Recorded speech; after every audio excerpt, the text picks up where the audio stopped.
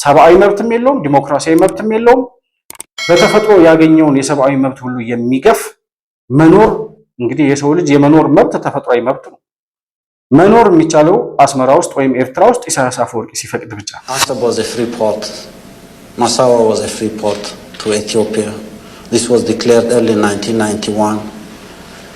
We believe this port should be free not only for Ethiopia, for everybody else who wants to use them. Assab ማለት እኮ ኢትዮጵያ ማለት ነው። ስንት ዓመት ኢትዮጵያ ነበር ማለት ነው። ኢትዮጵያ ከፊት አሰብ የነበረ መንግስተኛ ታሪካችን አልሰማንም። አፋር ኢትዮጵያ ነው፣ አሰብ ኢትዮጵያ መሆን ነው የሚናቀው። እና ኢሳያስ አፈወርቂ ግግም ሲል እሱ ጋር መሞጋሞግ አልፈልግም አልክ። በቃ ተወሺ አለውና ኢሳያስን በቃ እዛ ግመል አጠጣበት መለስ ዜናዊ እንዳለው ብሎ ትቶት ሄድና ሶማሌላንድ ጋር ተፈራረመ። ሶማሌላንድ ጋር ሲፈራረም ኢሳያስ አፈወርቂ በሶማሌላንድ በኩል መጣ። የባህር በር ጉዳይ በኢትዮጵያና በኤርትራ ህዝቦች የግጭት ምንጭ ሊሆን እንደማይችልም ያምናል። ስለሆነም የአሰብ ወደብ ለኢትዮጵያ ነፃ ወደብ ሆኖ እንዲያገለግል ወስኗል። ቀይ ባህር የኛ ነው፣ እኛ የኢትዮጵያ ነው። ሱልጣን ኢብራሂም እንደተናገሩት የኢትዮጵያ አንድነትና ባንዲራኛ ቀርቶ ግምሮቻችን ያውቃል እንዳሉት መሰረት አፋር ያለ ኢትዮጵያ አይኖርም። ይሄ ጉሮሯችን ነው። አሰብ በኩል በአሰብ እንጠቀም በምጽዋ እንጠቀም እምቢ። እሺ በሶማሌላንድ እንውጣ አይቻልም። እሺ ሶማሌላንዱንም ተው በቃ ከሶማሊያ ጋር እንስማማለን ብለን ደግሞ ሶማሊያ ጋር ቱርክ ሄዶ ተስማማች።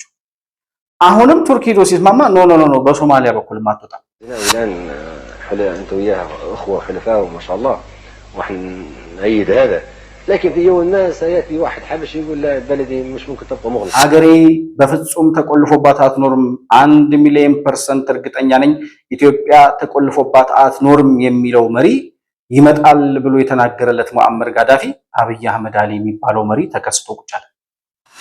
ኢትዮጵያ የማይናወጥ ብሔራዊ ጥቅም አላት። ዓለም ዛሬ ይስማ። የቀይ ባህር አክሰስ ሰላማዊ በሆነ መንገድ ኢትዮጵያ ያስፈልጋታል። 1,000,000% እርግጠኛ ነኝ ኢትዮጵያ ተዘግታ አትኖርም። ማንም ፈለገም አልፈለገም አትኖርም። ምን ያክል ከፍተኛ ኢኮኖሚ እንቀሳቀስበት የነበረ እጅግ በጣም ብዙ ባለሀብቶች የነበሩትና በጣም ከፍተኛ ንግድ እንቀሳቀስበት የነበረ ቦታ ኢሳያስ አፈወርቂ ከወሰደው በኋላ የሚገርም ነው። እቺ ሐሳብ አንዷ ታክሲ ነው። ከግለሰቦች ለማያት አይችላል። እቺ ታክሲ ናት ቀኑ መስራው። አሰብ ሲሄድ የአሰብ ከተማ ቅድምም ብያችኋለሁ፣ ኢትዮጵያ ውስጥ የቤት ችግር አለ። 1.5 ሚሊዮን ቤት መገንባት አለብን ብያችኋለሁ። አሰብ ሲሄድ ቤት አለ፣ በር አለ፣ ሰው የለም።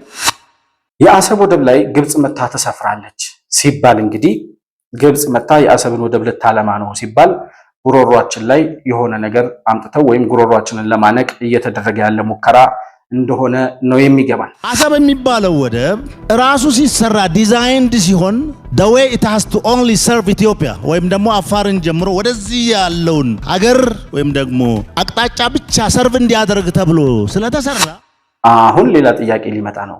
በሶማሌላንድም አታስወጡንም? አዎ። በሶማሊያም እንድንወጣ አትፈልጉም? አዎ። በኬንያም አትፈቅዱልንም? በበርበራ አትፈቅዱም? በማንኛውም አይነት አቅጣጫ ብንሄድ ኢትዮጵያ ወደ ቀይ ባህር መውጣት የለባትም ነው የምትለው አይደል ኢሳያስ አፈወርቂ? አዎ ካልክ እንግዲያስ አሰብ ወደብን ወስደዋል አላችሁ። በቃ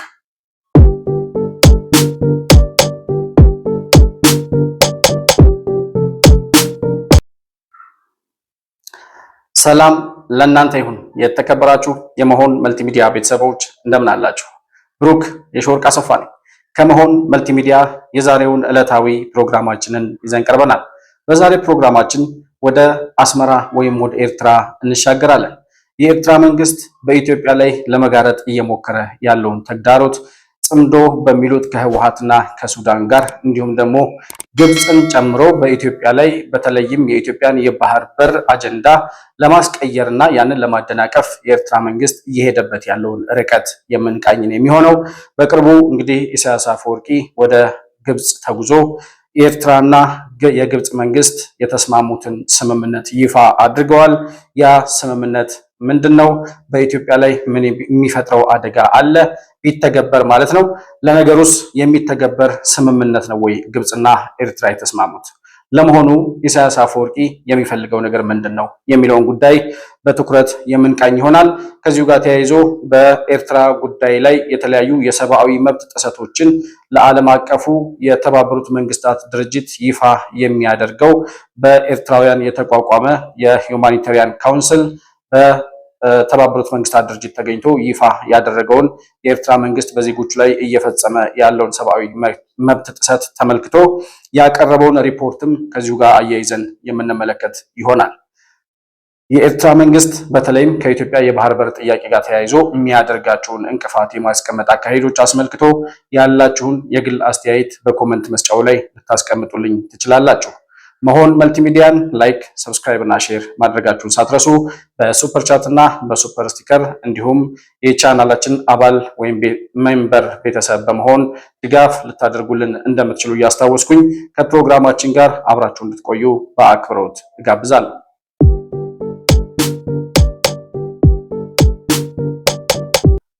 እንግዲህ በቅድሚያ የሰብአዊ መብት ጥሰትን አስመልክቶ በኤርትራ መንግስት ላይ ለተባበሩት መንግስታት ድርጅት የቀረበ የሰብአዊ መብት ጥሰት ሪፖርት አለ። ይህንን ሪፖርት ያቀረቡት በተባበሩት መንግስታት ድርጅት ማለትም በዩናይትድ ኔሽን ውስጥ የተቋቋመ 2012 ዓ.ም የተቋቋመ ድርጅት ነው። ድርጅቱ ስያሜው በዩናይትድ ኔሽን ሁማኒታሪያን ራይትስ ካውንስል ካንትሪ ስፔሲፊክ ማንዴት ኦን ኤሪትሪያ በሚል ስያሜ የተቋቋመ 2012 ዓ.ም የተቋቋመ ዓላማውም በኤርትራ መንግስት የሚፈጸሙ ሰብአዊ መብት ጥሰቶችን ለተባበሩት መንግስታት ድርጅት ይፋ የሚያደርግ ተቋም ነው። ይሄ ተቋም በትላንትናው ዕለት በተባበሩት መንግስታት ድርጅት ተገኝቶ ሪፖርት አቅርቧል።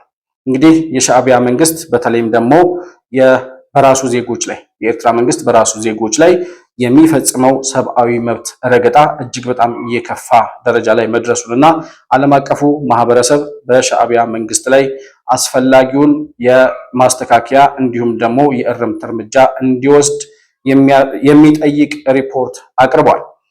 In refugee settings in Ethiopia, Yemen and Djibouti.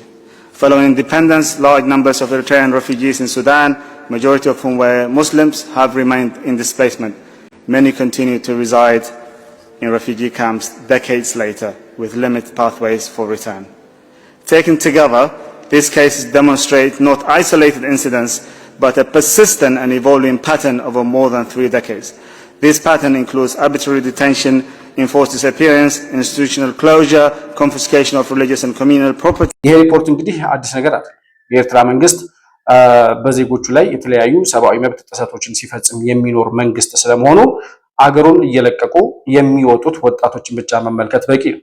ለምሳሌ በዶክተር አብይ የስልጣን የለውጥ መንግስት ወደ ስልጣን እንደመጣ ዶክተር አብይ እንደመጣ በኤርትራና በኢትዮጵያ መካከል የሰላም አየር ነፍሶ በነበረበት አጭር ጊዜ ውስጥ ኤርትራን ለቀው ወደ ኢትዮጵያ እየጎረፉ የመጡ ኤርትራውያን ቁጥር እጅግ በጣም ህልቆ መሳፍርት ነበረ። እነዚያ ወጣቶች ኤርትራን ለቀው ሊወጡ የተገደዱበት ምክንያት መውጫ ቀዳዳ አጥተው ዩኒቨርሲቲ የሚማሩበት የላቸው፣ የስራ ዕድል የሚፈጥርላቸው የለ። ማንኛውም ወጣት ካደገ በኋላ የሚታጨው የሚመለመለው አግብቶ እንዲወልድ ሰርቶ እንዲያተርፍ ወይም ደግሞ ነግዶ የተሻለ ኑሮ እንዲኖር የሚያመቻችለት መንግስት ሳይሆን አደጉ፣ ወጣትነት ላይ ደረሱ፣ ጉልበታቸው ጠነከረ በሚባልበት ጊዜ የሚመለመሉት ለውትድርና እንጂ ለዩኒቨርሲቲ አልነበረም። ለዩኒቨርሲቲ ያልታጩ ለትዳር፣ ለተሻለ ኑሮ፣ ለተሻለ ህይወት መኖር ያልታጩና ያልታደሉ የኤርትራ ወጣቶች ባገኙት አጋጣሚ ሁሉ መውጣትን ይመኙ ስለነበረ ያኔ በኢትዮጵያና በኤርትራ መካከል ሰላም ሲሰፍን ያገኙትን እድል ሁሉ ተጠቅመው ከአገር ለቀው የወጡበት ፍጥነት እና የወጣው ህዝብ ቁጥር እጅግ በጣም ብዙ ነበር። ይሄ የሚያሳየው በምን ያህል የሰብአዊ መብት ረገጣ ውስጥ የሚኖር ህዝብ እንደሆነ ዛሬም ድረስ የኤርትራ መንግስት አንድም ተቃዋሚ የማይኖርበት፣ ዲሞክራሲ የሚባል የማይታይበት፣ የመድብለ ፓርቲ የሚባል የፖለቲካ ፓርቲ የምርጫ አካሄድ ቀርቶ የምርጫ ቦርድ የሚባል ነገር የሌለበት፣ በማንኛውም ሁኔታ ኢሳያስን የተቃወሙ በሙሉ አይናቸው የሚጠፋበት፣ የሚገደሉበት፣ የሚሰወሩበት፣ ድራሻቸው የሚጠፋበት ሀገር ሆኖ ከሰማይ በታች በኤርትራ ውስጥ መኖር እጅግ በጣም የሰቀቀን ህይወት መሆኑን ከኤርትራ አምልጠው የወጡ የኤርትራ ልጆች የአስመራ ልጆች ሲናገሩ ሰምተናል።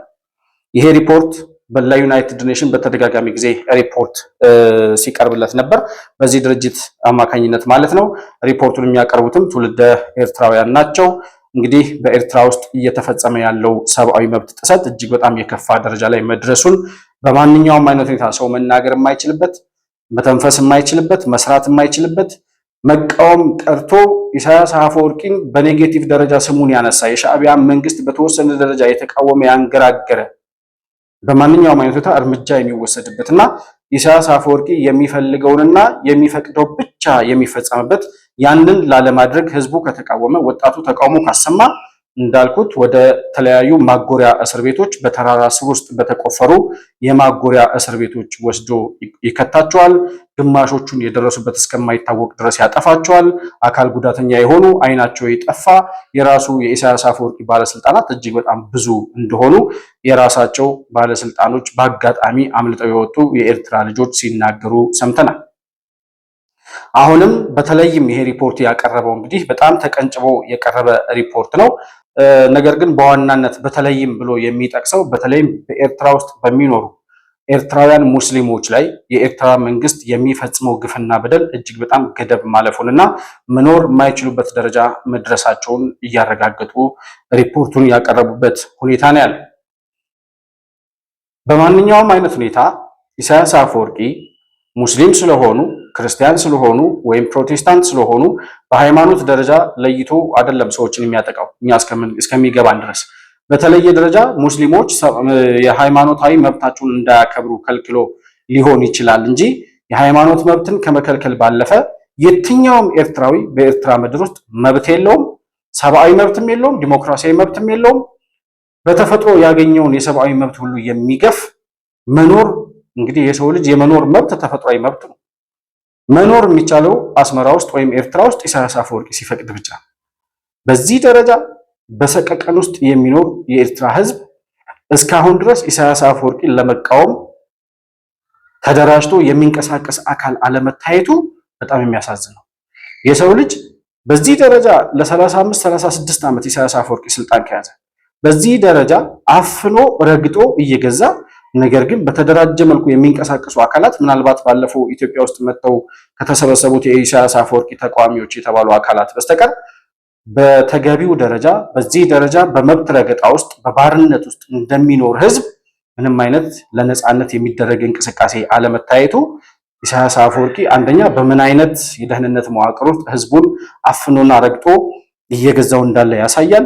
በሁለተኛ ደረጃ ደግሞ ምናልባትም ደግሞ ይሄ ህዝብ ባርነትን ፈቅዶ ኢሳያስ አፈወርቂ እንዲገዛው እንደ ባሪያ ለመኖር የፈቀደ ህዝብም ሊሆን ይችላል የሚል ድምዳሜ ላይ ያደርሰናል።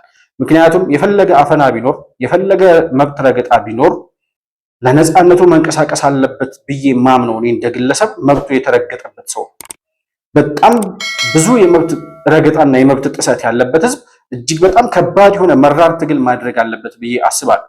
በሚደርስባቸው መከራ በሚሰቃዩበት ስቃይ ልክ እየታገሉ ነው ወይም እየተቃወሙ ነው የሚል እምነት የለኝም። ያንንም አይደለም ያለው ተጨባጭ ሁኔታ የሚያሳየው። የሆነ ሆኖ በዚህ ደረጃ የራሱን ዜጎች እያሰቃየ ያለው ይሄ አሸባሪ መንግስት የራሱ አሮባት የሰው ታማስል እንደሚለው ሀበሻ የራሱን ሀገር በዚህ ደረጃ በሰቀቀን ውስጥ እያኖረ ኤርትራ የምትባለው ሀገር አስመራ የምትባለው ከተማ በአውሮፕላን ላይ ወይም በሄሊኮፕተር ላይ ሆነው ሰማይ ላይ ሆነው ወደ መሬት ሳይዋት የደረቀ ቁርበት ትመስላለች፣ የከብት ቆዳ ተወጥሮ የደረቀ የከብት ቆዳ ትመስላለች ተብሎ እስከሚነገርላት ድረስ የሚታይ የልማት እንቅስቃሴ የሌለባት፣ ዲሞክራሲ የሌለባት፣ ነፃነት የሌለባት፣ መድብለ ፓርቲ የሌለባት፣ ዜጎች በነፃነት መንቀሳቀስ የማይችሉባት የአፈናና የረገጣ ተምሳሌት አድርጎ እያኖራት ያለው ይሄ አሸባሪ መንግስትና መሪ የራሱን ሀገር በዚህ ደረጃ እያጎሳቆለ በኢትዮጵያ ጉዳይ ላይ ገብቶ ለመፈትፈት ደግሞ የሚሞክረው ታሪክ አለ። ኢንተርቪው በሰጠባቸው ቃለመጠይቆቹ በሙሉ የሚያነሳው ስለሌላ ሀገር ነው ትንታኔ የሚሰጠው፣ ስለ አሜሪካ፣ ስለ አውሮፓ፣ ስለ ሩቅ ምስራቅ፣ ከዚያም አልፎ ከአንደበቱ ማጠፋው ስለ ኢትዮጵያ ነው የሚናገረው እንጂ ኤርትራ ውስጥ ስላለው ችግር፣ ስለ ኤርትራ ህዝብ የኑሮ መሻሻል፣ የኑሮ ውድነቱ፣ ህዝቡ እየተሰቃየ ያለበት ስቃይ፣ ምርጫ መቼ ይደረጋል? ዲሞክራሲያዊ ሁኔታ መቼ ይመጣል? የኤርትራ ህዝብ የሚጠይቃቸው ጥያቄዎች ምንድናቸው? መቼ ምላሽ ያገኛሉ? በኢሳያስ አፈወርቂ ዘንድ ሲነሱም ሲጠየቁም ሲመለሱም ሰምተን አናውቅም። እና ይህ ሰውዬ በቅርቡ የኢትዮጵያ መንግስት በሽራሮ አካባቢ ወደ ሱዳን ሊጓዙ የነበሩ የህወሓት ታጣቂዎች ላይ በድሮን ጥቃት መፈጸሙን ሰምተናል። እኛም በወቅቱ ዘገባ ሰርተንበት ነበረ። እንግዲህ በዚህ ጥቃት ወደ 12 የሚሆኑ ታጣቂዎችንና የተለያዩ የጦር መሳሪያዎችን የጫኑ ከባድ መኪኖች ወደ ሱዳን እንቅስቃሴ ላይ በነበሩበት ከሌሊቱ 6 ሰዓት አካባቢ የኢትዮጵያ መንግስት በድሮን ጥቃት ማድረሱንና ሙሉ ለሙሉ ማውደሙን ሰምተናል። አብዛኞቹ በጣም ብዙ ቁስለኞች ወደ ተለያዩ ወደ አክሱም ወደ ሽሬ ሆስፒታሎች መጓዛቸውን በጣም ብዙዎቹ ደግሞ በዚያው በደረሰባቸው ጥቃት ህይወታቸው ማለፉን በጣም ብዙ የጦር መሳሪያ መውደሙን መኪኖቹ ሙሉ ለሙሉ መውደማቸውን የሰማንበት መረጃ ነበር የነበረው። ነገር ግን ኢሳያስ አፈወርቂ ከዚህ የድሮን ጥቃት በኋላ ወደ አስመራ ወደ ግብጽ እየሮጠ የሄደበት ምክንያት ምንድን ነው? ወደ ግብጽ የሄደው ይሄ ጥቃት በተፈጸመ በማግስቱ ነበር። ኢሳያስ አፈወርቂ ሲበር ወደ አልሲሲ ዘንድ ሂዶ እግሩ ስር ተንበርክኮ ልመና የጀመረው። ኢሳያስ አፈወርቂ ለምን ሄደ የሚለውን ነገር እንመለከታለን። ከዚያ በፊት ግን በዚህ የድሮን ጥቃት የኢትዮጵያ መንግስት ባደረሰው የድሮን ጥቃት ጉዳት የደረሰባቸው የህወሓት ታጣቂዎችና ህወሓት ወደ ሱዳን ሊያሻግረው የነበረው ትጥቅ ከተመታ በኋላ ምግበይ የሚባለው የህወሓቱ ባህላዊ ጀነራል በጣም በኮንፊደንስ ነው የሚባለው በእብሪት ተሞልቶ የድንጋጤ እብሪት ማለት ነው፣ የሽንፈት እብሪት፣ ሽንፈትን ለመደበቅ በሚደረግ ኮንፊደንስ በሚመስል እብሪት ሲናገር ሰምተነዋል። ምንድነው ያለው? ይሄ ሰውዬ የኢትዮጵያ መንግስት ጥቃት ቢያደርስብንም የተረፉት ታጣቂዎችና ጦር መሳሪያው ወደ ታቀደላቸው ግንባር ሂደዋል፣ ተሻግረዋል፣ የተመደቡበትን ወደ ተመደቡበት ግንባር ሂደው ግዳጃቸውን እየፈጸሙ ነው ሲል መልእክት አስተላልፏል። ዓላማና ህልውናና ምርጋጽ ህልውናና ምቅጻል ንሕና ተበዲልና ኢና ዘለና ሕዚ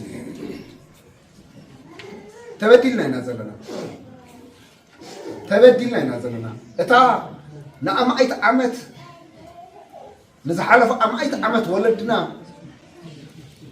ባንዴራ ከይጠፍእ እንዳበሉ ሽማ ከይጠፍእ እንዳበሉ ሃይማኖታን ታሪኻን ከይጠፍእ እንዳበሉ ዝተቃለሱላ ኢትዮጵያ ትበሃል ዓዲ ተገልቢጣ ፀረ ተጋሩ ኮይና ኣብ ጀኖሳይድ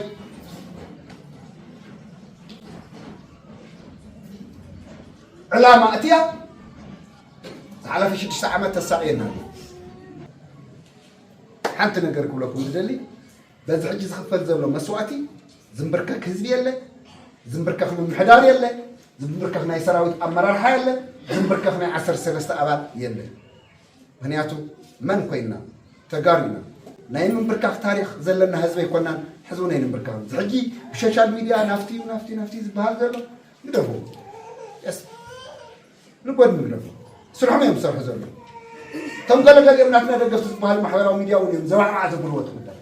ስለዚ ኣብኡ ኣይነትኩር ኣብ ናይ ውሽጥና ውዳበ፣ ኣብ ናይ ውሽጥና ስራሕ፣ ኣብ ናይ ውሽጥና ተልእኮ ኣብታ ዝገጠመት ፀገም ንዓ ንምፍታሕ እኮ ካብቱ ንሶም ዝምነ ኢሉና ዘለው ንላዕሊ እኮ መስዋእቲ ከፊልና እምበር ፅንዓት ኮሪና ኢና። እቶም ተጋደልቲ እኮ ዕጥቆም ከውፅኡ፣ ስዋእቶም ከውፅኡ፣ ቁስላቶም ከውፅኡ ተወሳኺ መስዋእቲ ከፊሎም ኮይኖም ህዝቡን ናብ ተልእኮ ኢና ንኸይድ ኢሎም ለይትን ቀትርን ተጠርኒፎም ናፍታት ተባሃለቶም ቦታ ከዓ ኣትዮም እዮም። ሓንቲ ፅቡቕቲ ነገር ናፍታት ተባሃለቶም ቦታ ኣትዮም ብክብሪ ከም ዝቀረዩ እውን ብኣግባቡ ተልእኮም ክፍፅሙ እዮም።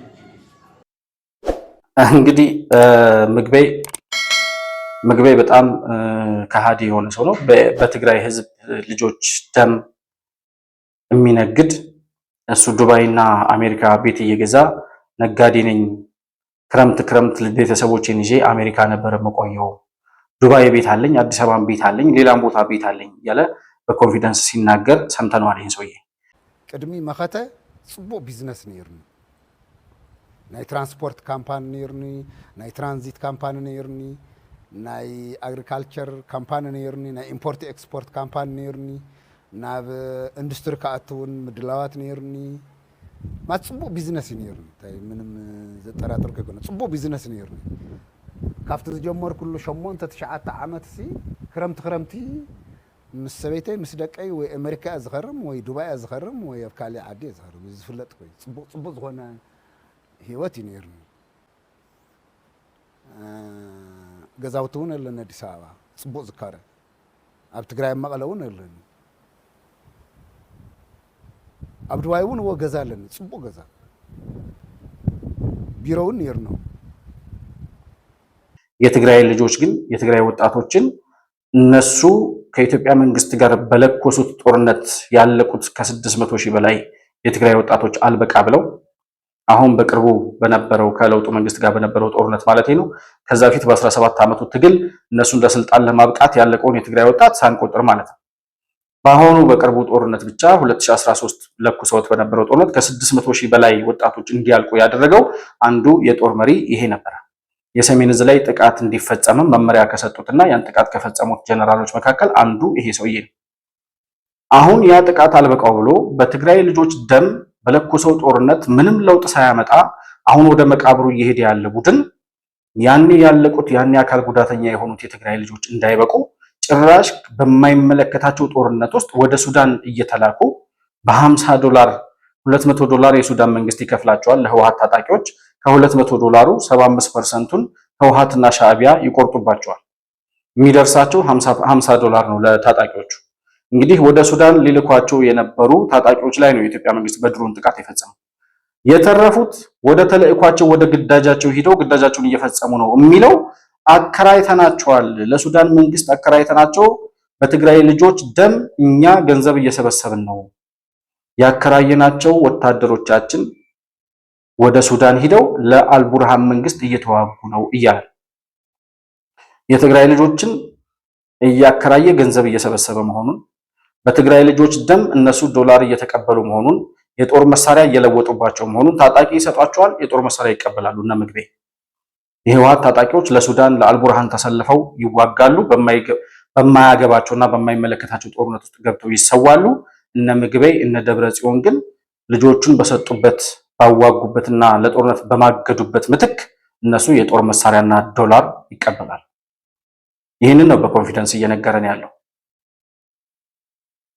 ደፍሮ የሚናገር ልጆችን ይታረክ ብሎ የሚጠይቅ ቀደም በኤርትራውያን ላይ ያነሳሁት ጥያቄ በትግራይ ልጆች ላይም ይነሳል ህወሓትን መቃወም ባለባቸው ደረጃ እየተቃወሙ ነው በያላምንም አሁንም የትግራይ ልጆች እነሱ ናቸው ለስልጣን ያበቋቸው ከነሱ መሃል የወጡ ልጆች ናቸው እነ ደብረ ጽዮን የትግራይ ልጆች ናቸው ህወሓትን ደብቀው ሸሽገው ለስልጣን ያበቃው የትግራይ ህዝብ ነው አሁንም ከፈለገ ሊገለብጣቸውና ሊገላቸው ሊያጠፋቸው የሚችለው የትግራይ ህዝብ የትግራይ ህዝብ ቢፈልግ እና በልኩ ቢቃወም ኖሮ እነዚህ ሰዎች እስከዛሬ ትንፋሽ ሊኖሯቸው እስከዛሬ ሊቀጥሉ ይችላሉ ብያላስብም ነበር ነገር ግን የትግራይ ህዝብ በልኩ መቃወም ባለመቻሉ ልጆችን የታደረሳችኋቸው ብሎ መጠየቅ ባለመጀመሩ እየጠየቁ ያሉ አሉ እየተቃወሙ ያሉ አሉ ነገር ግን ህወሓት በሚፈጽመው ግፍና መከራ ልክ መሃል ሀገር ያለነው ኢትዮጵያውያን ህወሓትን የምንቃወመው ልክ በዛ ልክ የትግራይ ልጆች እየተቃወሙ ነው ብዬ አላስብም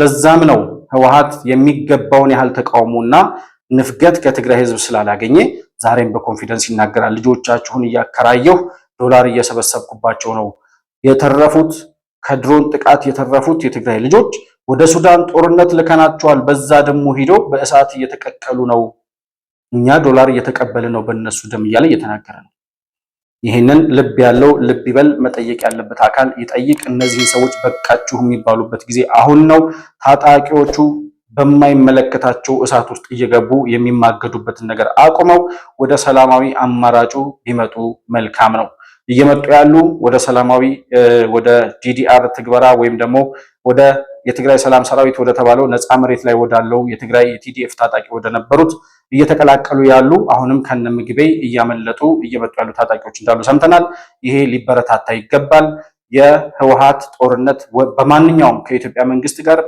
በሱዳን በኩል ተሰልፎ የሚዋጋውም የትግራይ ልጆች ጦርነት አይደለም የህወሓት የራሱ ጦርነት ነው የሚዋጉ ከሆነ እና ምግቤ የራሳቸው ሂደው ይዋጉ ከኢትዮጵያ መንግስት ጋርም የሚያዋጣቸው ከሆነ ጦርነት እንጀምራለን ካሉ እነሱ ከፊት ቀድመው ይዋጉ ይሄ የትግራይ ልጆች፣ የትግራይ ወጣቶች፣ የትግራይ ህዝብ ጦርነት አይደለም። ይሄንን ወጣቱ በተለይ ታጣቂው ይሄንን አውቆ ራሱን ከመስዋዕትነት ቢቆጥብ ጥሩ ነው ብዬ አስባለሁ። ነገር ግን እነ ምግበይ ዛሬም እንደዚህ ልጆችን እየማገዱ በትግራይ ልጆች ደም እየነገዱ በኮንፊደንስ ደግሞ እየነገሩን ነው ያሉት።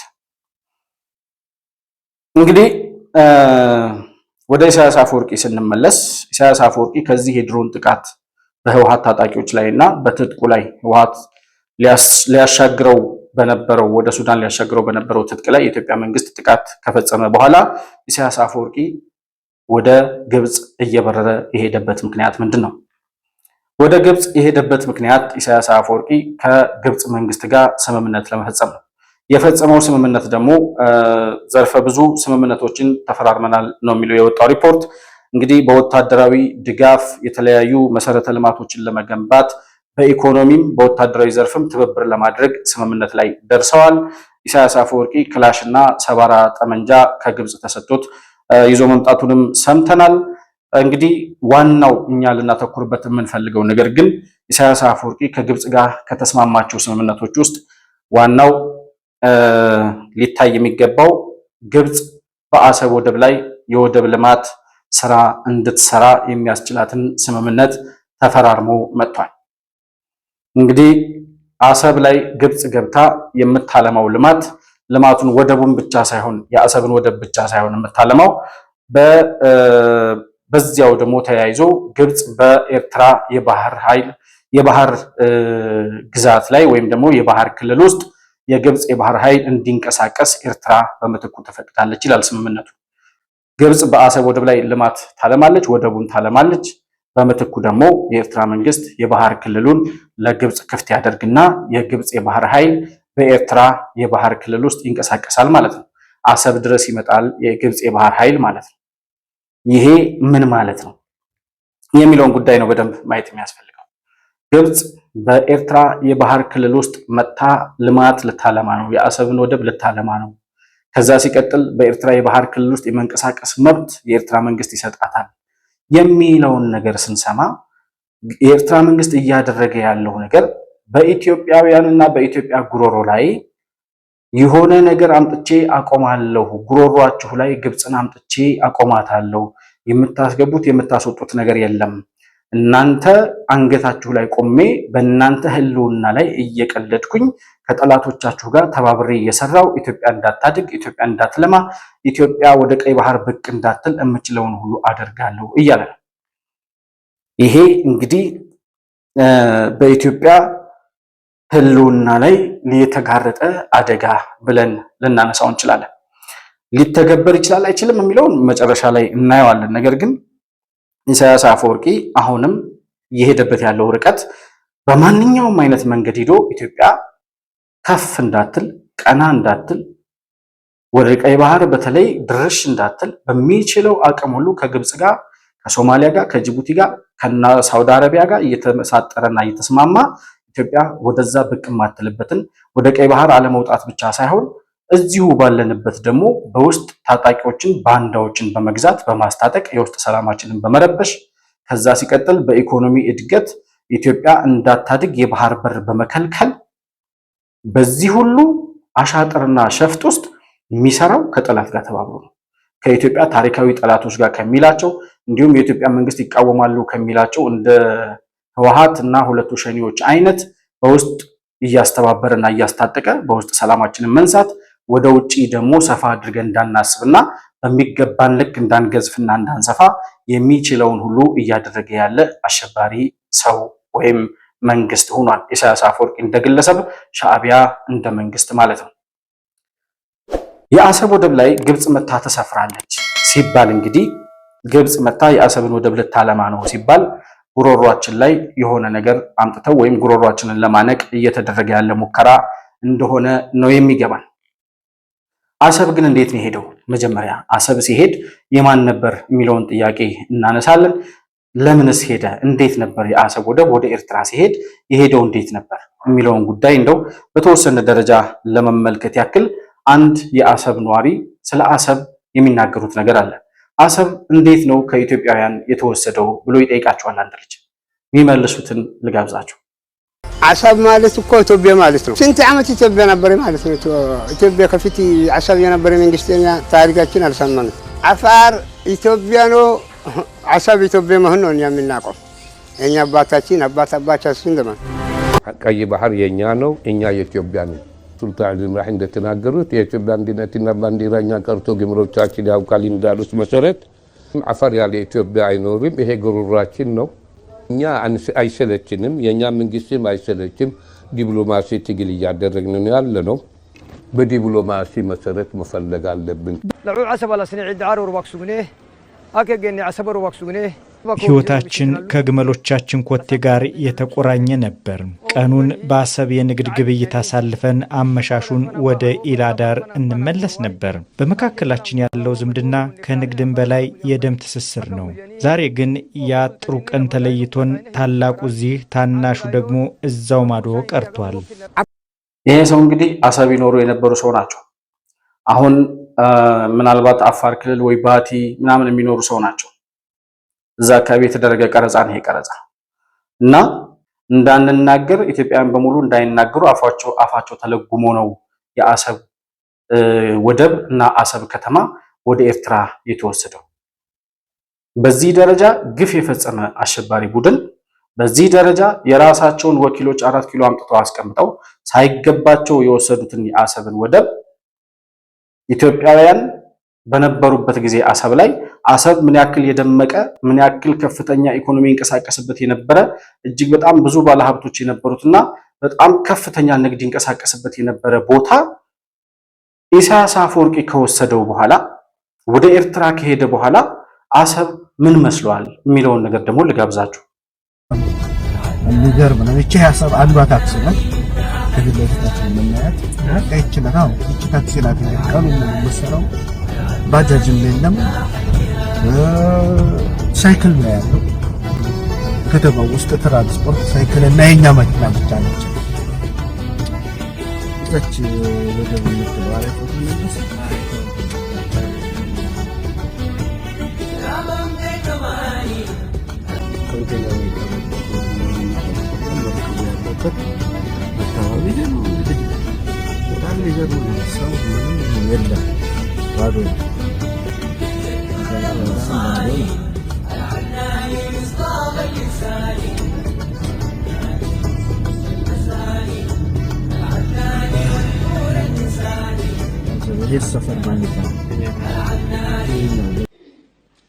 አሰብ ሲሄድ የአሰብ ከተማ ቅድምም ብያችኋለሁ፣ ኢትዮጵያ ውስጥ የቤት ችግር አለ።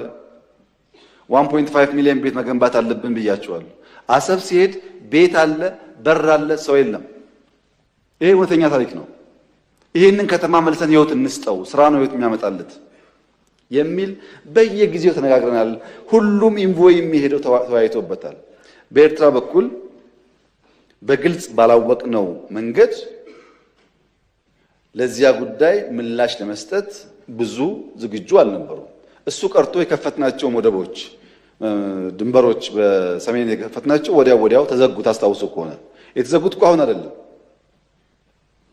አይደለም። እናንተ ችግር እንዳለ ሳትሰሙ ነው የተዘጉት። አሰብን ሳይ ምን እንደሚታየኝ ታውቃላችሁ? ሀገር እንዴት ወደኋላ እንደሚጓዝ፣ ሀገር እንዴት እንደሚበሰብስ፣ ሀገር እንዴት እንደሚሞት፣ ሀገር እንዴት ወደኋላ መውሰድ፣ ሀገርን ወደኋላ ማስቀረት እንዴት እንደሚቻል በእርግጠኝነት ማሳየት የሚችልና ማድረግ የሚችል ኢሳያስ አፈወርቂ ብቻ እንደሆነ ነው የሚገባኝ። አንድ ከተማ ከነበረበት በጣም በብዙ ዓመታት ወደኋላ ተጉዞ ሰው የሌለበት እንቅስቃሴ የሌለበት ምንም አይነት ህይወት ያለበት የማይመስል በከተማው ላይ የምትንቀሳቀሰው አንድ ታክሲ ብቻ በጣም በሚያሳዝን ደረጃ አሰብን በዚህ ደረጃ ከሰው በታች ከከተማ በታች ከህይወት በታች አድርጎት አበስብሶ ያስቀመጠ ሀገር እንዴት እንደሚሞት ያሳየ።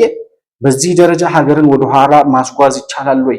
በዚህ ደረጃ ኋላ ቀር ማድረግ ይቻላል ወይ? ቢያንስ እኮ ለውጥ በምንም አይነት ሁኔታ ይሁን ትንሽ ነገር ቢሰራ ትንሽ በአመት የሆነ ነገር በ2 ዓመት በ10 ዓመት በ5 ዓመት የሆነ ነገር ቢሰራ አሰብ ዛሬ እንደዚህ አትሆንም ነበር።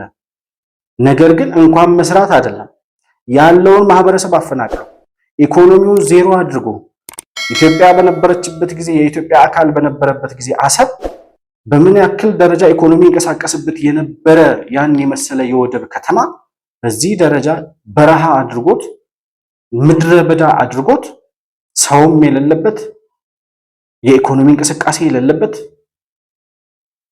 በቃ የሆነ የተወረረ የሆነ ነገር የደረሰበት መዓት የወረደበት ከተማ አስመስሎ አስቀምጦታል። ይሄንን ከተማ ነው እኛ ካልተጠቀምንበት ሌላ ማንም የሚጠቀምበት አካል የለም። ሲጀመርም የኢትዮጵያ ነበረ። ከወንድሞቻችሁ ጋር ተመሳጥራችሁ እነ መለስ ዜናዊ ሳይገባችሁ ሰጧችሁ እንጂ የአሰብ ወደብ የኢትዮጵያ ነው።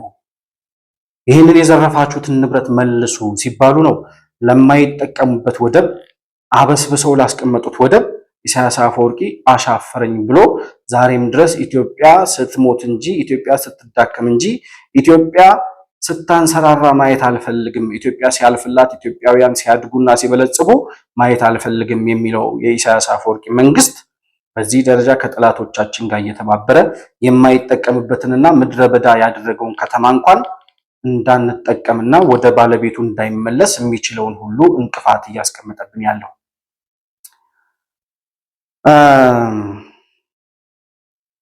ኢሳያስ አፈወርቂና መለስ ዜናዊ ለመሆኑ የአሰብ ወደብን ኢሳያስ ለመለስ ሲሰጠው ማነው መለስ ዜናዊ ለኢሳያስ አሰብን ሲያስረክበው ኢሳያስ አፈወርቂ ደግሞ ሳይገባው የኢትዮጵያን ንብረት ሲዘርፍ ምን ብለው ነበር የወሰዱት? ምንድን ነበር ያሉን ያኔ? Asab was a free port. Massawa was a free port to Ethiopia. This was declared early 1991. We believe this port should be free not only for Ethiopia, for everybody else who wants to use them. That's our policy. It's not a problem of conflict. It wouldn't be a cause of any conflict. Any sensible person who believes that there is a country landlocked and one has gotten access to the sea, why should the complementarity of the interests of both countries demand or dictate the free use of these ports? And with globalization taking everyone else by surprise, I don't see why the issue of ports should become a problem. It's never been a problem since 1991. It's not a problem now. It wouldn't be any problem in the future.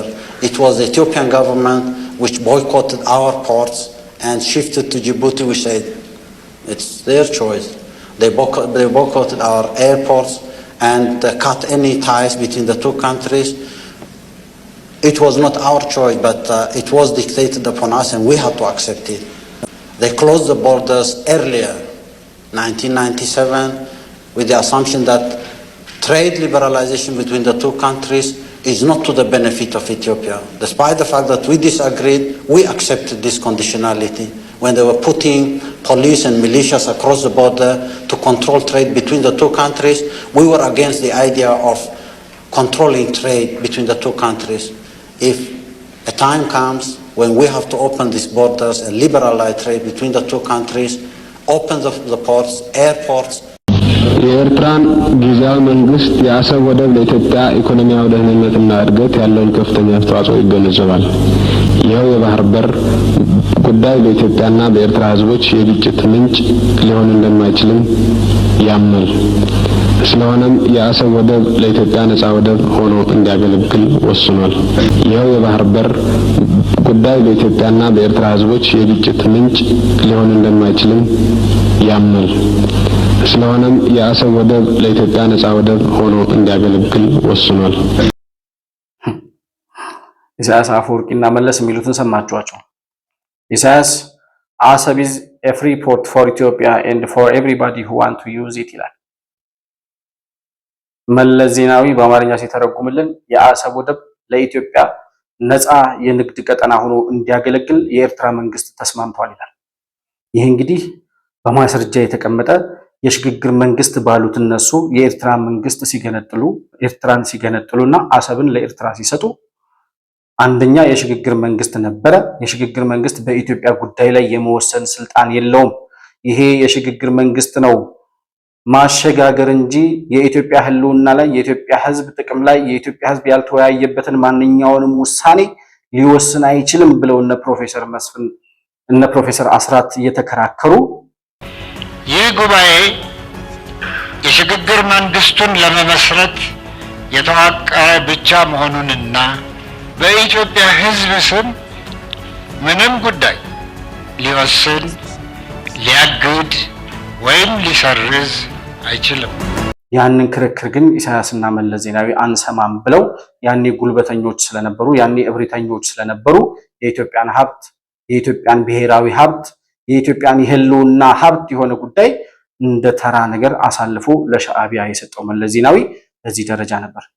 የኢትዮጵያ ምሁራኖች በዚህ ደረጃ የተከራከሩ በጣም ብዙ ምሁራኖች ይሄ የሽግግር መንግስት ይህን ውሳኔ የመወሰን ስልጣን የለውም፣ ኤርትራና ኢትዮጵያ የተሳሰሩ ህዝቦች ናቸው፣ ኤርትራ የኢትዮጵያ አንድ አካል ነች፣ አሰብ የኢትዮጵያ የመሆን እድል አለው፣ የመሆን መብት አለው፣ ለኤርትራ አሳልፈን መስጠት የለብንም እያሉ እየተከራከሩ ይህን ሁሉ ክርክር ይህን ሁሉ ጥያቄ አልሰማም ብሎ ነው መለስ ዜናዊ አሳልፎ የሰጠው።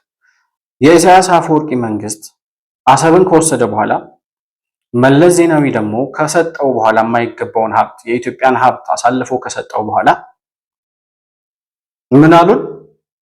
አሰብ is a free port for Ethiopia, not only for Ethiopia, for everybody else who want to use it ይላል። ለማንኛውም አካል ለኢትዮጵያ ብቻ ሳይሆን አሰብን መጠቀም ለሚፈልግ ለማንኛውም አካል እና ሀገር የአሰብና የምጽዋ ወደብ ነፃ የንግድ ቀጠና ሆኖ ማገልገል ይችላል ይላል ኢሳያስ አፈወርቂ።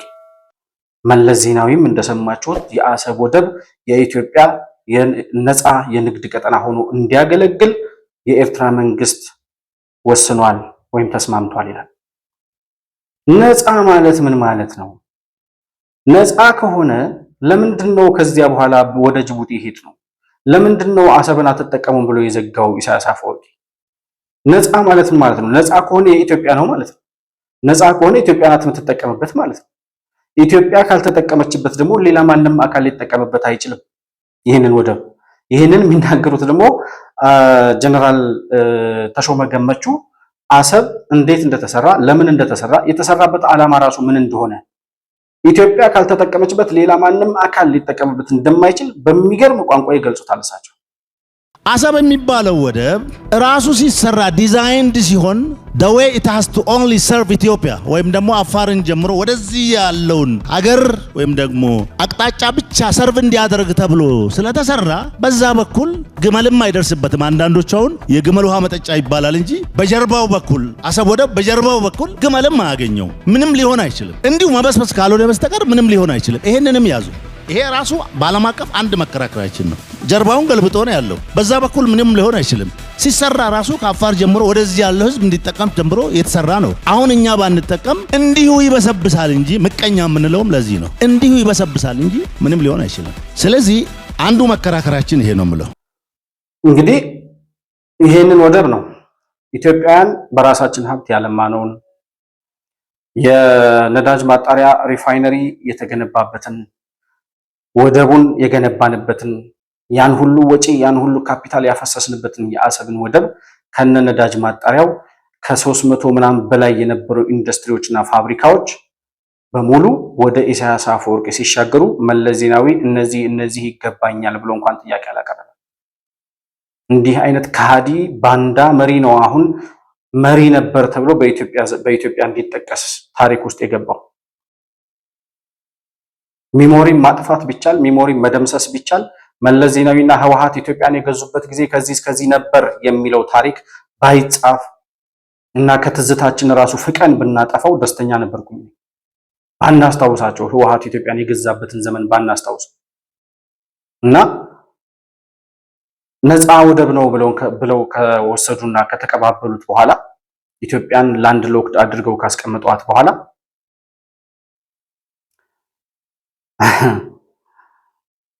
አሁን እነ መለስ ዜናዊ እና ህወሓት አሳልፈው ሰጥተውኛልና ሌላ ማንም አይመለከተውም ብሎ በእብሪተኝነት ጭራሽ ግብፅን አምጥቼ አሰብ ላይ አሰፍራለሁ የሚለው ኢሳያስ አፈወርቂ ነፃ ወደብ ነው ብለህን ነበረ።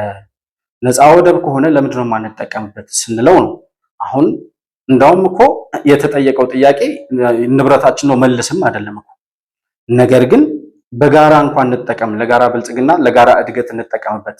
ኢትዮጵያ ካልተጠቀመችበት ማንም አይጠቀምበትም፣ ይሄን ወደብ ይበሰብሳል እንጂ እንደተባለውም ደግሞ በጎግል ማፕ ራሱ ገብታችሁ ብታዩት የአሰብ ወደብ ማሽነሪዎቹ ሁሉ ቆመው በስብሰው አርጅተው ምንም አይነት ወፍ እንኳን ዝር የማይልበት ደረቅ ወደብ አድርጎ አስቀምጦታል። ያን የመሰለ ስትራቴጂክ የሆነ ቦታ ላይ ያለ ባቤል መንደብ ላይ የተቀመጠ ወደብ ማለት ነው።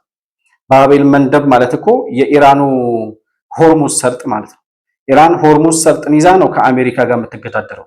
ኢትዮጵያ ባቤል መንደብን የመሰለ የአሰብ ወደብን ተነጥቃ ነው ያን የመሰለ ስትራቴጂክ ቦታ ኢትዮጵያ ከዛ እንድትወጣ ተደርጎ አሁን እነ ኢሳያስ አፈወርቂ ምንም ወፍ እንኳን ብር የማይልበት ዝር የማይልበት ቦታ አድርገው ያስቀመጡት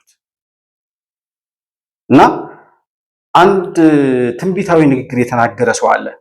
ይህንን ኢሳያስ አፈወርቂና መለስ ዜናዊ የአሰብ ወደብን ሲረካከቡ ይሄ ነገር እኔ ዘላቂ አይመስለኝም፣ ኢትዮጵያ ላንድ ሎክድ ሆና በኢትዮጵያ ኪሳራ ነው ኤርትራ የተገነጠለችው። ስለዚህ የኤርትራ መገንጠል ኢትዮጵያን ላንድ ሎክድ አድርጓታል ወይም ደግሞ ወደብ አልባ አድርጓታል። ይሄ ነገር ግን ዘላቂ አይመስለኝም ብዬ ለኢሳያስ አፈወርቂ ነግሬው ነበር የሚል አንድ መሪ አለ። ሙአመር ጋዳፊ ይባላል የሊቢያው ፕሬዝዳንት። እኔ እናንተ አሁን የተስማማችሁት ስምምነት ሻዕቢያና ህወሓት ኢሳያስ አፈወርቂና መለስ አንተና ኢሳያስ ማነው መለስና አንተ ተስማምታችሁ ይሆናል አልኩት ለኢሳያስ ይላል። ነገር ግን የተስማማችሁት ስምምነት ዘላቂ አይመስለኝም። ነገ ከነገ ወዲያ ኖ ይሄ ነገር ልክ አይደለም፣ ሀገሬ ተቆልፎባት አትኖርም የሚል መሪ ይመጣል ብሎ የተናገረውን ሙአመር ጋዳፊ ልጋብዛችሁ። يعني للعلم اكيد انتم عارفين او لعلم المشاهدين الاخرين باستقلال اريتريا اصبحت اثيوبيا مغلقه ما عندهاش منفذ على البحر. ما اعتقدش الوضع هذا سيدوم، هذا وضع مؤقت. فإن لا ده احنا متفقين كما قلت لا ما فيه واحد حبشي بيسمح لبلده تبقى مغلقه دائما على حساب اريتريا عشان اريتريا تستقل. وحيطلع منقيستو ثاني وما يعترفش بهذه. اذا كان زناوي الان انت وياه اخوه وحلفاء وما شاء الله واحنا نأيد هذا، لكن في يوم ما سياتي واحد حبشي يقول لا بلدي مش ممكن تبقى مغلقه. ይሄ ትንቢት አይደለም? የሙአመር ጋዳፊ ንግግር ትንቢት አይደለም? ባይዘወይ ይሄን ንግግር ከሰማው በኋላ ሙአመር ጋዳፊ ስለሱ የሚያወሩ ዶክመንተሪዎች አንድ ሁለት መጽሐፎችንም አንብቤያለሁ። ለሀገሩ ለህዝቡ እጅግ በጣም ለውጥ ያመጣ ሀገሩን በተሻለ ኢኮኖሚ ላይ መገንባት የቻለ በጣም ሩቅ አሳቢ መሪ ነበር ጋዳፊ። አምባገነንነቱ ዲክታተርነቱ እንዳለ ሆኖ ማለት ነው። የፈለገ አምባገነን ቢሆን ግን ለሀገሩና ለህዝቡ የተሻለ ኑሮና የተሻለ ኢኮኖሚ እንዲኖራቸው ማድረግ የቻለ ነበር። አሜሪካውያንና ምዕራባውያን ሊያጠፉት የፈለጉትም ለዚህ ነው። እና የሆነ ሆኖ አሁን ከሙሐመድ ጋዳፊ በኋላ ሊቢያውያን እስካሁን ያለቅሳሉ። ሙሐመድ ጋዳፊ በጣም ጥሩ አባታችን ነበረ፣ እኛንን ሳናቅ ያጠፋ ነው ይላሉ። የአሜሪካና የምዕራባውያን ሴራ ካልገባ እንደዚህ ሀገርህን ካፈረስክ በኋላ በጸጸት ታለቅሳለህ። የኛዎቹ አሸባሪዎች ያልገባቸው ጉዳይ ይሄ ነው። እና የሆነ ሆኖ ሙአመር ጋዳፊ የተናገረው ትንቢታዊ ንግግር እውነት ሆኖ ሀገሬ በፍጹም ተቆልፎባት አትኖርም፣ 1,000,000% እርግጠኛ ነኝ ኢትዮጵያ ተቆልፎባት አትኖርም የሚለው መሪ ይመጣል ብሎ የተናገረለት ሙአመር ጋዳፊ አብይ አህመድ አሊ የሚባለው መሪ ተከስቶ ቁጭ አለ። ምክር ቤት የኢትዮጵያ ሕዝብ እንዲያምፈልገው ግን ጥያቄው ስናነሳ አንዳንዱ ሾርት ስለሆነ ሚሞሪው ዛሬን ብቻ ስለሚያስብ ትንሽ ዳራው ልስጣችሁ። መጀመሪያ ኢትዮጵያን የቀይ ባህር አክሰስ ያሳጣው ውሳኔ ማን ወሰነው? ካቢኔው ይሆናል ብለን የካቢኔውን ዶክመንት ብናገላብጥ የለም፣ ካቢኔው አያውቀውም። አይ የለም ምክር ቤት ይሆናል የወሰነው ብለን ብንወስን ምክር ቤቱም አልነበረ፣ ምክር ቤት አያውቀውም ውሳኔው። የለም የኢትዮጵያ ሕዝብ በሪፈረንደም ወስኖ እንዳይሆን እንዳይባል ነበርን እኛም ያኔ። የኢትዮጵያ ሕዝብ ያልወሰነው ተወካዮቹ ያላዩት ቢያንስ ካስፈጻሚ ካቢኔ ያላየው ውሳኔ ማን ወሰነው? ማጣትን የሚያክል ነገር ያጣንበት መንገድ ህጋዊነት ችግር እንዳለው ማሳያው ተቋሞች አልገቡበትም፣ ካቢኔው አያውቀውም። አንድ ገጽ ወረቀት ማግኘት አልቻልንም። እንዴት እንዳጣ ነው የሚያስረዳ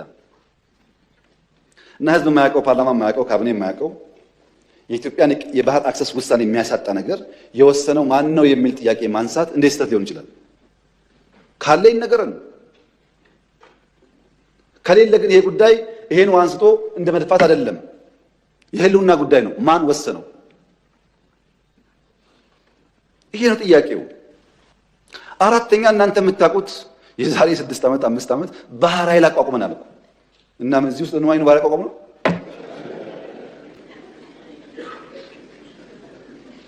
ለምን ሰዎች ይሄን ደምሮ ማየት እንደሚቸገሩ አይገባኝም።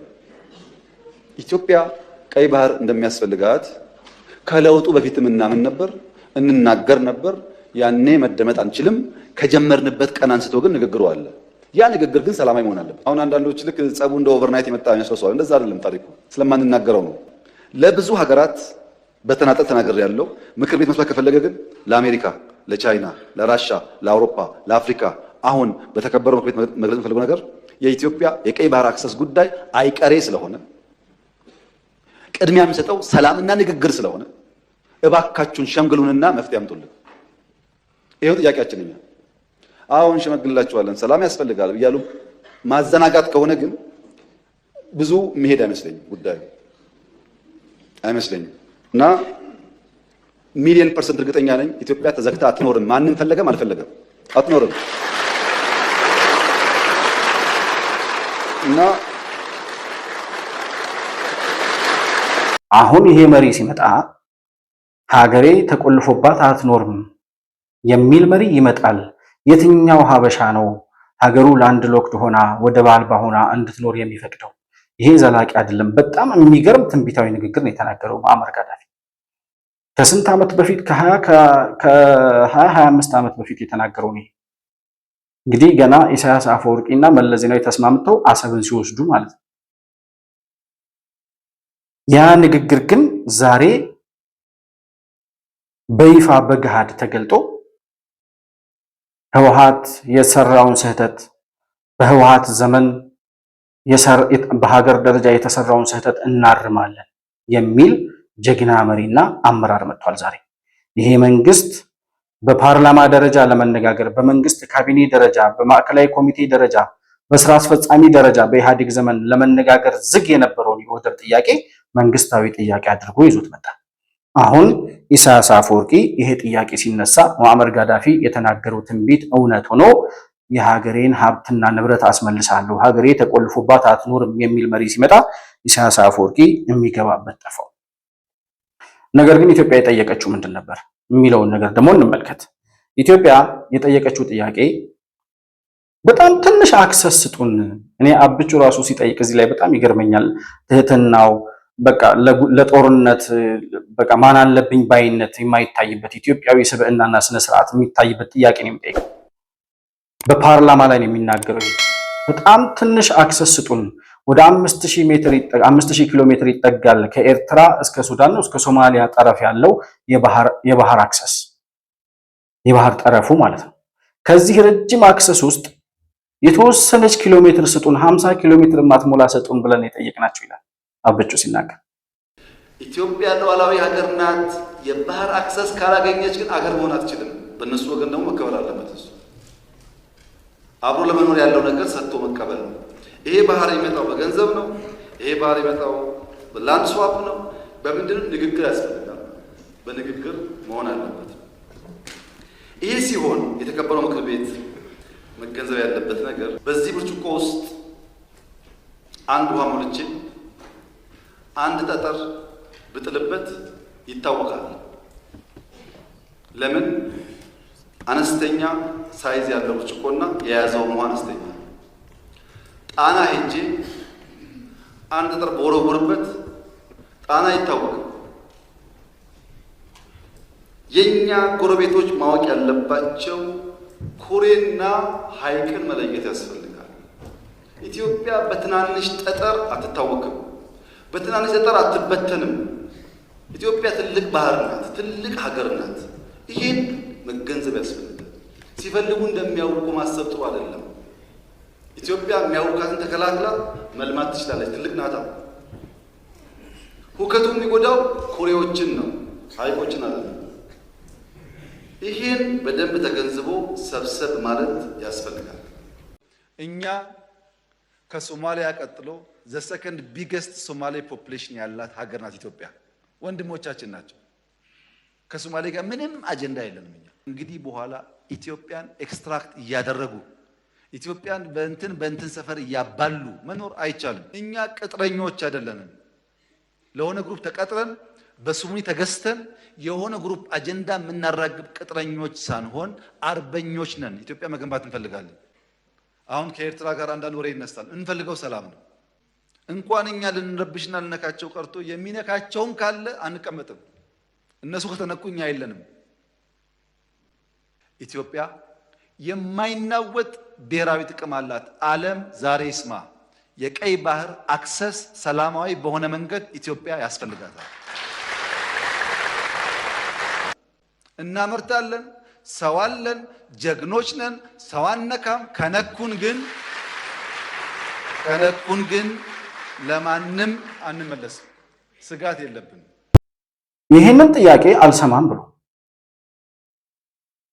በላንድ ስዋፕ በሰጥቶ መቀበል በትራንዛክሽናል ከፈለጋችሁ ከአባይ ግድብ ላይ የተወሰነ ሸር ወስዳችሁ ካልሆነ ከኢትዮጵያ አየር መንገድ የሚገባችሁን ያህል የምትፈልጉትን ያህል ሸር ወስዳችሁ ካልሆነም ደግሞ በመሬት ልዋጭ እኛ የባህር በሩን ወስዳለን ሌላ መሬት እንሰጣችኋለን ካልሆነም እናንተ በምትፈልጉት የሰጥቶ መቀበል መርህ በጋራ አብረን እንደግ የሚል ጥያቄ ሲቀርብ ወይም በ50 ዓመት የሊዝ ጥያቄ ይላል ቋብቹ በ50 ዓመት የ50 ዓመት ሊዝ እንፈራረምና ለ50 ዓመት እንጠቀምበት የራሳችን ነው በጉልበት ነው የወሰዳችሁት ተጨበርብሮ የተወሰደ ነው ስለዚህ ሀብታችንን እናስመልሳለንም አይደለም የተባለው ይሄን በትህትና የቀረበ ጥያቄ ኢሳያስ አፈወርቂ አልቀበልም ማለት አብቹ በጣም አስተዋይ መሪ ነውና አርቆ የሚያስብ መሪ ነውና የሚገርመኝ ስብዕናውም ይሄ ነው ነገሮች እንዴት እንደሚሄዱ ወዴት ሄዶ ወዴት እንደሚመለስ ያውቀዋል እና ኢሳያስ አፈወርቂ ግግም ሲል እሱ ጋር መሞጋሞግ አልፈልግም አልክ በቃ ተወሺ አለውና ኢሳያስን በቃ እዛ ግመል አጠጣበት መለስ ዜናዊ እንዳለው ብሎ ትቶት ሄድና ሶማሌላንድ ጋር ተፈራረመ ሶማሌላንድ ጋር ሲፈራረም ኢሳያስ አፈወርቂ በሶማሌላንድ በኩል መጣ ሻዕቢያን እንትናን ግብጽንና ሶማሌን አስተባበሩ ሐሰን ሼክ መሐመድና አልሲሲ ከኢሳያስ አፈወርቂ ጋር አንድ ላይ ሆነው ስምምነት ተፈራረሙ ምንድነው ስምምነቱ ሲባል ኢትዮጵያ በሶማሌላንድ በኩል የባህር በር ማግኘት የለባትም እንዴ አሰብ በኩል በአሰብ እንጠቀም በምጽዋ እንጠቀም እንቢ እሺ በሶማሌላንድ እንውጣ አይቻልም እሺ ሶማሌላንዱንም ተው በቃ ከሶማሊያ ጋር እንስማማለን ብለን ደግሞ ሶማሊያ ጋር ቱርክ ሄዶ ተስማማበች አሁንም ቱርክ ሄዶ ሲስማማ ኖ በሶማሊያ በኩል ማጥጣ በጅቡቲ ስሞክር በጅቡቲ በኩል አይቻልም እንዴ ምንድነው የፈለገው ይሰውዬ አሁን ሌላ ጥያቄ ሊመጣ ነው በሶማሌላንድ ማታሰጡንም አዎ በሶማሊያ ምንድነው ታትፈልጉም አዎ በኬንያም አትፈቅዱልንም በበርበራ አትፈቅዱም በማንኛውም አይነት አቅጣጫ ብንሄድ ኢትዮጵያ ወደ ቀይ ባህር መውጣት የለባትም ነው የምትለው አይደል ኢሳያስ አፈወርቂ አዎ ካልክ እንግዲያስ አሰብ ወደብን ወስደዋል አለች በቃ ምን አማራጭ አለን ከዚህ በላይ እንዴት ብለን እንለምናችሁ እንዴት ብለን እንነጋገር ጦርነት አይጠቅምም እኛ ትልቅ ሀገር ነን ብለን ትናንሽ ሀገሮችን የመዋጥ ፍላጎት የለንም ኤርትራውያን የኢትዮጵያውያን ወንድም ህዝብ ነው ከኤርትራውያን ጋር ጦርነት መግጠም አንፈልግም ኢትዮጵያ ግን ትልቅ ሀገር ነች እያደገ ያለ ኢኮኖሚ ያላት ሀገር ነች ከ130 ሚሊዮን በላይ ህዝብ ያላት ሀገር ነች ስለዚህ እቺ ሀገር ተቆልፎባት ልትኖር አይገባም አይችልም ይሁን እንኳን ቢባል ተፈጥሯዊ ሂደቱ እሱን ጥሶ ከመውጣት ወደ ኋላ የሚል አይደለም ስለዚህ ያለምንም ሁኔታ እንዲህ ነው የሚባል ምክንያት ሳናቀርብ እያደገ ያለውን ኢኮኖሚ ብቻ አይቶ ኢትዮጵያ ከባህር በር ከቀይ ባህር ርቃ የመኖር ምንም አይነት እውነታ ሊኖር እንደማይችል ተፈጥሯዊ ሂደቱን አይቶ መረዳት ይችላል የኢኮኖሚ እድገቱን የባህር በር የማግኘት ጉዳይ ብቻ ሳይሆን የህልውና ስጋት አለብን ቀይ ባህር ላይ ወጥተን ባህር ኃይላችንን ማደራጀትና ራሳችንን መከላከል ካልቻልን አሁን ግብጽ መታ የኤርትራን የባህር በር እንደፈለኩ እንሸራሸርበታለሁ እንደምትለው በኤርትራ ባህር በኩል ጠላት ቢመጣብን በጅቡቲ በኩል ቢመጣ በሶማሊያ በኩል ቢመጣ እኛ ቀይ ባህር ላይ ወጥተን ራሳችንን መከላከል ካልቻልን የህልውና አደጋ ይጋረጥብናል ስለዚህ ይሄን እውነት እንዴት ነው የምትክዱት አሰብን መጽዋን በጋራ እናልማና እንስራ ስንል እንቢ ሶማሊያም አትወጡም በኬንያም አትሄዱም በየትኛውም መንገድ ወደ ቀይ ባህር መውጣት አትችሉም ሲባል እንግዲያማ ዘርፈህ የወሰድከውን የአሰብን ወደብ አንገትህን አንቀን በጉልበት እንቀበላለን አሉ በቃ ልክ ሊሆን የሚችለው ነገር ይሄ ነው ልመና ለማይገባው ሰው ትህትናን ለማይቀበል ሰው ትዕግስትን እንደ ፍርሃት ለሚቆጥር ሰው አንገቱ ላይ ትቆምና ዘርፎ የወሰደውን ታስመልሳል። አሁን ሊሆን የሚችለው ነገር በቀጣይ ይሄ ነው። አንድ የሆነ መጽሐፍ ላይ ያነበብኩት ነገር አለ። አንድ ሰው የሆነ ልጅ ይጠይቀዋል። አንበሳ ቢመጣብህ ምን ታደርጋለህ ይለዋል። ሮጬ አመልጣለሁ። ቢከተልህስ? ዛፍ ላይ እወጣለሁ። ዛፍ ላይ ተከትሎህ ቢወጣስ? ዘልዬ እወርዳለሁ። ስትወርድ ባህር ቢሆንስ? እየዋኘሁ እሄዳለሁ። እንዴ እየዋኘ ቢከተልህስ አንበሳው ሲለው፣ እንዴ ቆይ እዚህ ጋር ጥያቄ አለኝ አለ። እሺ ሲለው፣ ለምንድን ነው አንተ አንበሳው እንዲበላኝ የፈለግከው? እና ኢሳያስ አፈወርቂ ለምንድን ነው እኛ ተዘግቶብን እንድንኖር የፈለገው? እኛ እኮ የአሰብን ወደብ ብቻ ሙጭጭ አላልንም። እዛ ላይ የተለያዩ አቅጣጫዎችን ስንሞክር አይሆንም አለ።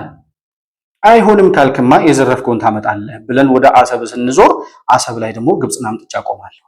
ኦኬ አሁን ሊሆን የሚችለው ቭላዲሚር ፑቲን የሚባለው የራሽያው ፕሬዚዳንት ዩክሬን የምትባል እንቅፋት አስቀምጠውበት እነ ኔቶ ዙሪያውን ከበው ሊወጡት ሲሉ አይ እናንተማ ዙሪያውን ከባችሁ የህልውና አደጋ አትጋርጡብኝም ብሎ ዩክሬንን ሂዶ እንዳፈረሳት ክሬሚያን ሂዶ በጉልበቱ እንደወሰደው እኛም ግብፅ መጣ የህልውና አደጋ እስከምትጋርጥብን አንጠብቅምና የአሰብን ወደብ በጉልበታችን የምንቀበልበትና የምንረከብበት ጊዜ አሁን ነው። ኢሳያስ አፈወርቂ ከዚህ በላይ በኢትዮጵያ ህልውና ላይ አደጋ እየጋረጠ ኢትዮጵያውያን ዛሬም ተቆልፎብን ዛሬም ለጅቡቲ ወደብ ከ4 ቢሊዮን ዶላር በላይ በወር እየተከፈለ በወር ነው በቀን እናንተ አስሉልኝ እንዳልሳሳት በጣም ብዙ ቢሊዮን ዶላር በቀን ይከፈላል። እና ከዚህ በፊት ሰርቼበታለሁ። ምናልባት የኢትዮጵያ የባህር በር በተመለከተ የሰራኋቸው ቪዲዮዎች ላይ አለ ስሌቱን በደንብ አስቀምጨዋለሁ። የዛን ያክል ለወደብ ኪራይ የዛን ያክል ወጪ የዚህን ያክል ዶላር የምታወጣ ሀገር በምንም አይነት ተአምር ወደ ቀይ ባህር ልትወጣ አይገባም።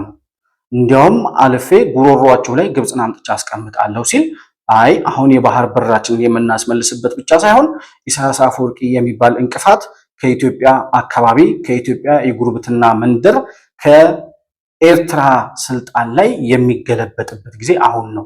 ምክንያቱም ኢሳያስ አፈወርቂ እስካለ ድረስ ኢትዮጵያ የውስጥ ሰላሟን ለማረጋጋት የህልውና ጥያቄዋን ለመመለስ የባህር በር አክሰሷን አግኝታ ወደ ቀይ ባህር ለመውጣት እንዲሁም በቀጠናው ያላትን የበላይነት ለማስፈን የምትችለው እንደ ኢሳያስ አፈወርቂ አይነት አሸባሪን ከመፈልፈል ውጪ ሌላ ስራ የሌለውን ኢትዮጵያን ከማዳከም ውጪ ሌላ ራዕይ የሌለውን መሪ ነኝ የሚል አሸባሪ ቡድን ሻዕቢያ የሚባለውን አስተዳደር በአጠቃላይ ከኤርትራ ምድር ነቅሎ ማጥፋት ከህወሓት ጋር አብሮ ወደ መቃብር ማውረድ ለነገ የማይባል የኢትዮጵያ የቤት ስራ ሆኖ ከፊታችን ተቀምጧል። ይሄንኑ መሰረት አድርገው ይመስላል አቶ ጀነራል ይልማ መርዳሳ በትላንትናው ዕለት በመከላከያ ፔጅ በኩል በመከላከያ ፌስቡክ ፔጅ ላይ እሳቸው የተናገሩት ንግግር ተለጥፎ ተመልክተናል። ጠላቶቻችን የማያርፉ ከሆነ ትንኮሳቸውን የማያቆሙ ከሆነ የኢትዮጵያ አየር ኃይል ውጊያን ከሩቅ ለማስቀረት የሚያስችል በጣም በዘመናዊ ትጥቅና በተደራጀ በዘመናዊ ስልጠና በዘመናዊ ትጥቅ የተደራጀ የአየር ኃይል መኖሩንና ውጊያን ከሩቅ ማስቀረት የምንችል መሆናችን የምናሳይበት ጠላት ሽንፈትና ኪሳራ የሚከናነብበት ጊዜው አሁን ሊሆን እንደሚችልና ነገ ከነገ ወዲያ የኢትዮጵያ አየር ኃይል ለሚወስደው አጸፋዊ እርምጃ ኃላፊነቱን በኢትዮጵያ ላይ ትንኮሳ የሚፈጽሙ የትኛውም አካላት ሊወስዱ እንደሚገባ ጀነራል ይልማ መርዳሳ አጽንኦት ሰጥተው ተናግረዋል። እስከዛሬ ታግሰናል። የኢትዮጵያ አየር ኃይል በዘመናዊ ሰራዊት፣ በዘመናዊ ትጥቅ፣ በዘመናዊ ስልጠና የተደራጀ ኃይል አለ። ሰማዩ የኛ ነው። 24 ሰዓት 24/7 በሚባል ደረጃ በኢትዮጵያ ሰማይ ላይ የኢትዮጵያ አየር ኃይል ያልፈቀደላቸው ማንኛውም ዝንብ እንኳን አይበርም። በጣም ይገርማል። እና በዚህ ደረጃ ራሱን ያበቃ አየር ኃይል መኖሩን ጀነራል ይልማ መርዳሳ ተናግረዋል።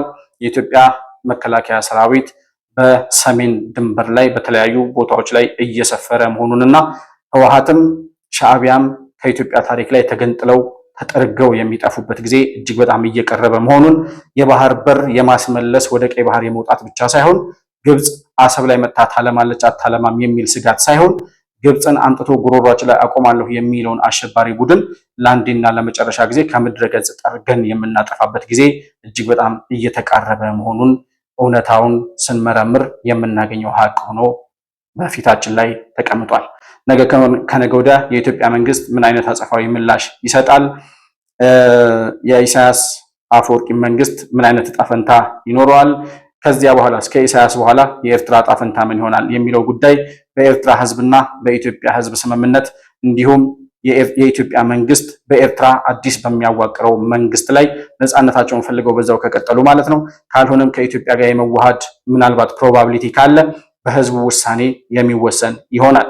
ኢሳያስ አፈወርቂ ግን ከዚህ በላይ የኢትዮጵያ እንቅፋት ሆኖ ሊኖር የሚችልበት እድል እንደሌለ መሬት ላይ ያሉ ሀቆችን ስንመረምር ከህልውና አደጋ በላይ ኢትዮጵያ እንዳትተነፍስ ጉሮሯችን ላይ እንቅፋት አምጥቶ ከማስቀመጥ በላይ አደጋ ስለሌለ የኢትዮጵያ መንግስት ከዚህ በላይ ይታገሳል የሚል እምነት የለንም።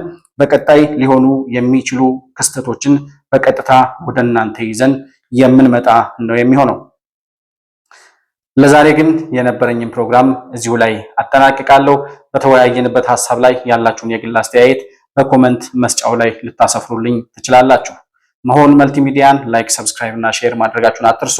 በሱፐር ቻት እና በሱፐር ስቲከር እንዲሁም የቻናላችን ቤተሰብ በመሆን ሜምበር በመሆን ዘላቂ ድጋፋችሁን ልታደርጉልን እንደምትችሉ እያስታወስኩኝ ማንኛውንም ሐሳብና አስተያየት ልታደርሱን ልታገኙን ልትደውሉልን ለምትፈልጉ ወዳጆቻችን ደግሞ ከታች የምናስቀምጠውን ስልክ ቁጥራችንን ተጠቅማችሁ በዋትስአፕ በኩል መልእክት ልትልኩልን እንዲሁም ልትደውሉልን እንደምትችሉ ለማስታወስ እወዳለሁ።